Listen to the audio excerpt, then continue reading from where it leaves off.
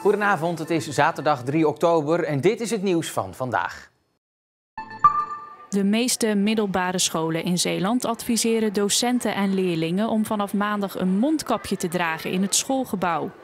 Ze volgen hiermee het dringend advies op van het kabinet om zo de verspreiding van het coronavirus tegen te gaan. Docenten en leerlingen wordt gevraagd om een mondkapje te dragen wanneer ze zich verplaatsen, zoals in de wandelgangen, toiletten en kantines. In het klaslokaal mag het mondkapje af. Op het Lodewijk College in Terneuzen, locatie Zeldenrustlaan, gold al een mondkapjesplicht. De andere middelbare scholen in Zeeuws-Vlaanderen verplichten vanaf maandag het dragen van een mondkapje.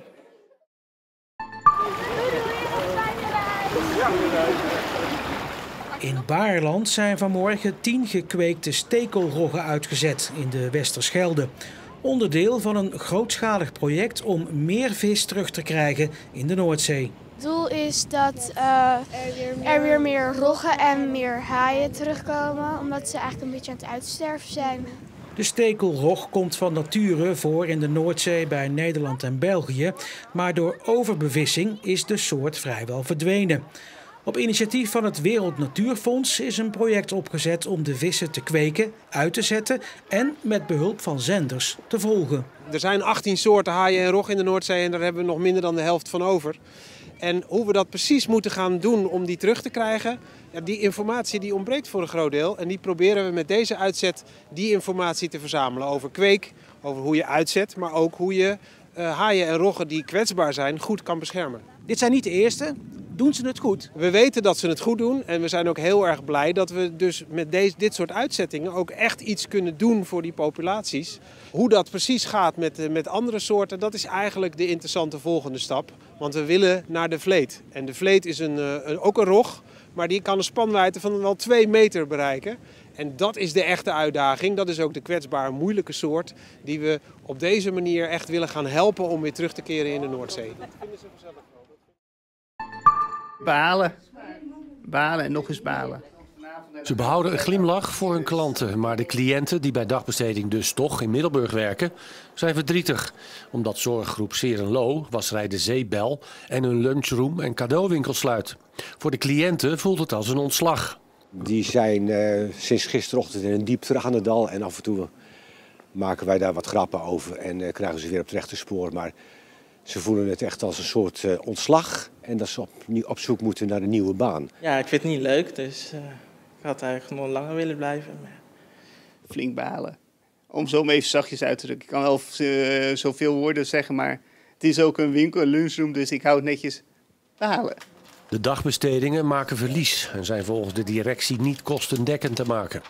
Cliënten en medewerkers worden de komende maanden overgeplaatst naar andere dagbestedingen of werk binnen Serenlo. Inmiddels is er ook een petitie gestart om de sluiting tegen te houden.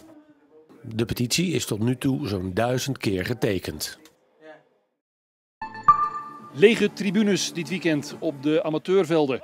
Ook in Nijkerk bij Sparta Nijkerk tegen Goes in de 3e divisie. Hier een grote kans voor Sparta Nijkerk, maar het is verdediger Ralf de Kok die een tegendoelpunt voor Goes voorkomt. Goes dat nog niet gewonnen heeft dit seizoen. 3 wedstrijden, 3 nederlagen. Maar Goes gaat op jacht naar misschien een stuntje in Nijkerk, want dat is een sterke ploeg. Hier opnieuw Ralf de Kok met een goede kans en zijn schot belandt op de paal. Na een half uur spelen in de eerste helft. Goes geeft weinig weg, maar creëert ook weinig. Dit is in de tweede helft. Als Mulmeester de bal loslaat en dan is het Burgerhout die profiteert en de 1-0 voor de thuisploeg op het scorebord zet. Een domper voor Goes. Sparta Nijkerk stond vorig seizoen bovenaan toen de competitie stilgelegd werd vanwege corona. En hier krijgt het een goede kans via Maurice de Ruiter, maar hij gaat er niet in. Komt er dan nog een slotoffensief van Goes? Dit is Van Hekken. De bal komt hier bij Jelle Klap terecht en die haalt gigantisch uit. En dan gaat hij via Ramon de Vlieger in het doel. Maar het doelpunt telt niet, afgekeurd vanwege buitenspel. En dus verliest Goes in Nijkerk met 1-0 en blijft het ook na 4 wedstrijden puntloos. Groep 11 die mag nu vertrekken. Veel plezier. Het is een wat andere start dan anders op de eerste zaterdag in oktober. Normaal gesproken wordt dan de kustmarathon gelopen, maar die gaat dit jaar door corona niet door. Toch liepen tientallen hardlopers vandaag over een parcours van ruim 42 kilometer langs de Zeeuwse kust. Hij gaat lekker!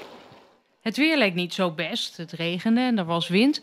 Maar de lopers hadden er niet zo'n last van. Integendeel. Het is hartstikke goed. Het strand is aangeregen, het is lekker vlak. En de wind van de zijkant, dus ideale omstandigheden. Ja, gaat best goed hè, of niet? Ja, het gaat hartstikke goed. Ja? Het is heerlijk weer. Het gemakje.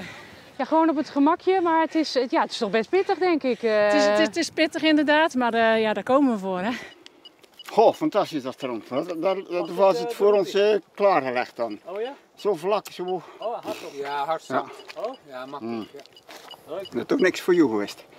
Dat is gewoon niet zwaar genoeg. Nee. Voor jou. Op de duinen bij Westkapelle wordt het voor veel hardlopers toch wat pittiger.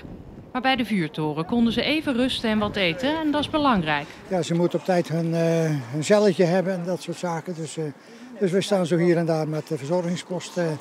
Vanaf Westkapelle is het niet ver naar Zoutelanden en daar gloort de finish. En dan zit de officieuze kustmarathon erop.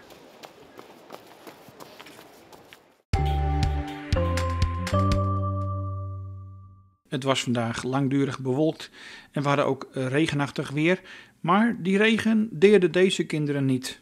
Uiteindelijk werd het in de loop van de middag wel droog en later in de middag kregen we ook een straaltje zonneschijn, waardoor bijvoorbeeld in Breskens de regenboog even zichtbaar werd. Vanavond en vannacht is het wisselend bewolkt met soms nog een bui, minimumtemperatuur rond 12 graden en een matige zuidoostelijke wind. Morgen krijgen we de zon wat vaker te zien, in ieder geval overdag in de ochtend en middag, maar ook af en toe een enkele regenbui. De wind wordt krachtig uit het zuiden en het maximumtemperaturen komen te liggen rond 15 graden. Komende week houdt het wisselvallige weer aan.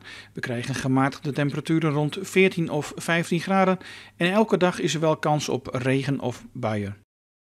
Tot zover nieuws en weer van vandaag. Straks na de reclame een terugblik op het nieuws van de afgelopen week. Dus graag tot zo.